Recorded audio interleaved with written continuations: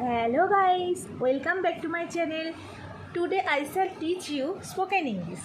হ্যাঁ, spoken English শিখতে সবাই চাও, সেটা আমি জানি, কিন্তু সেটার জন্য টেন্স জানতে হবে আর তার সাথে কিছু ইংলিশ কথাও তোমাদের জানতে হবে, যেটা আমি আজ তোমাদের শেখানো যাক।